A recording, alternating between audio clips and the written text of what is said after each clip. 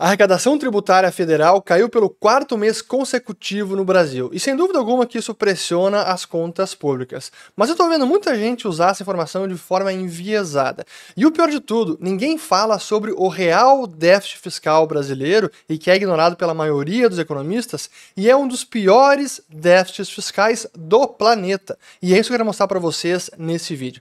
Começando então com a manchete que está estampada em vários jornais do Brasil e pelas redes sociais, em que a arrecadação federal caiu para 174,3 bilhões em setembro e que é uma queda real quando comparada ao mesmo mês do ano passado.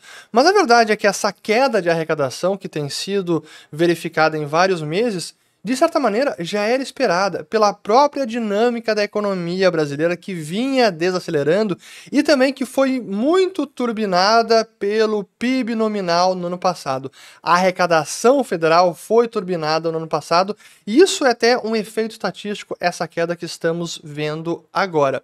E isso não é restrito no Brasil. Nos Estados Unidos estamos vendo também a mesma foto. Colocando aqui na tela, ó, a arrecadação tributária de 6 meses, semestre contra semestre. Vejam agora o primeiro semestre de 2023, uma queda de mais de 14%, e aqui é nominal, sem considerarmos a inflação, que seria ainda maior. Então, queda nominal de 14,24% em relação ao mesmo semestre do ano anterior. Na leitura anual, 12 meses contra 12 meses, a queda agora é de 10%, o que denota mais um momento de possível recessão americana, se a gente tomar como base a história dos últimos 40 anos. A mesma foto aconteceu, queda de arrecadação. Porque por lá também houve o mesmo fenômeno. O PIB nominal foi turbinado por conta dos efeitos da pandemia, estímulos fiscais, monetários, e eu não quero entrar tanto no detalhe disso agora. Mas então, por que eu digo que muita gente está usando de forma enviesada essa manchete? Porque já era esperada essa queda de arrecadação. Dizer que apenas é o efeito Lula, são as práticas do Haddad, o Ministério da Economia, não é bem verdade. Agora, sim é verdade que o governo está desesperado atrás de arrecadação. Tanto é que os projetos de ajuste fiscal, quase todos passam por um incremento de arrecadação. O próprio PL das offshores, que foi passado ontem na Câmara, é mais arrecadação, só que não o suficiente para resolver um problema mais macro de desaceleração econômica no Brasil. Agora, o real déficit fiscal no Brasil jamais é comentado e é impressionante como ele passa despercebido, inclusive por muitos analistas no mercado.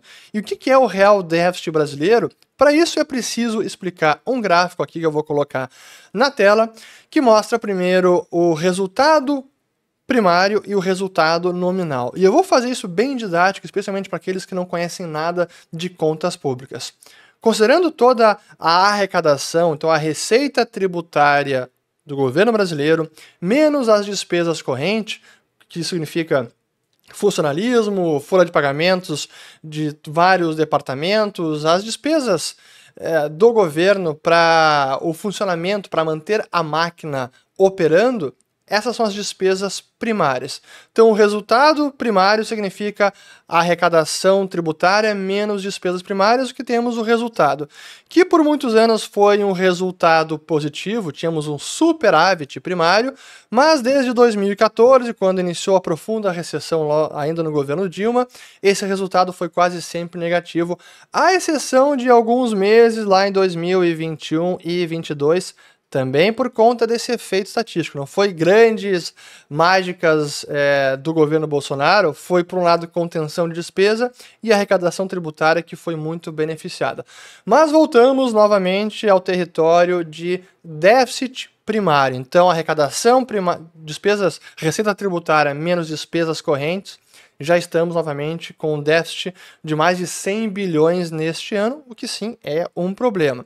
E aí entra o chamado resultado nominal, que também consideramos as despesas com os juros da dívida. Toda a dívida imobiliária federal tem um juros enorme, esse é o custo da dívida. Quando então descontamos as despesas com os juros, o nosso resultado nominal vira um déficit de mais de 6% do PIB. Então aqui, ó, déficit de 6% do PIB, que é um resultado bem significativo, e isso é preocupante, sim. E se olharmos na história, a gente precisa voltar até 2013, antes de 2014, quando a gente tinha um resultado abaixo de 5% do PIB. Novamente, tivemos em alguns meses, em 2021 e 2022, mas já voltamos com um resultado bem negativo, de mais de 5%. Então aqui temos resultado fiscal brasileiro, tanto um déficit primário e também o déficit nominal. Mas o que não está considerado aqui nesta métrica? É todo o refinanciamento da dívida. Todos os meses vencem títulos públicos que o governo precisa amortizar, pagar o principal, e normalmente ele faz isso rolando a dívida. Emite novos títulos para resgatar ou para pagar a dívida que foi emitida no passado e está vencendo agora.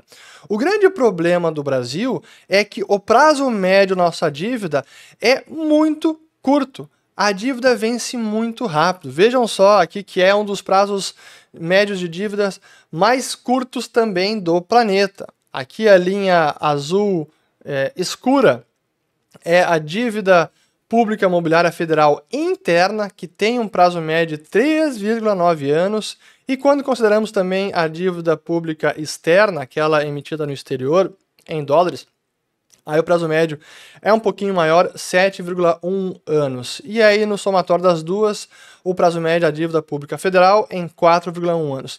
Isso é muito, muito curto, e nós não temos conseguido melhorar isso.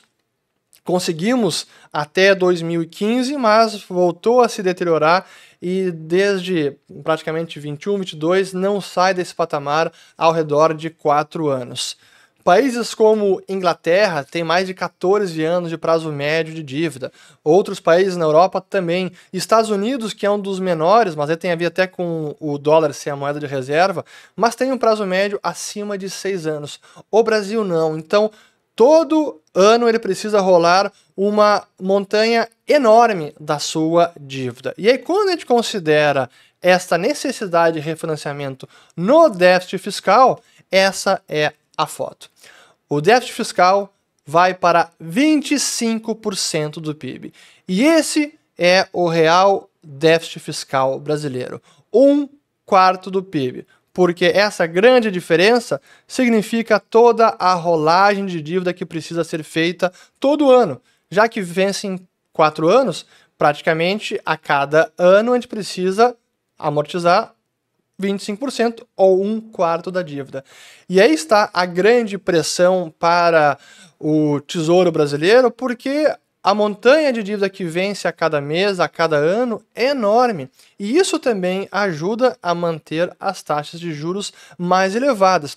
Então, quando o pessoal fala, não, a trajetória da dívida, a dívida pública sobre PIB, está ali ao redor de 75%, está mais ou menos ok, essa é só uma parte da história.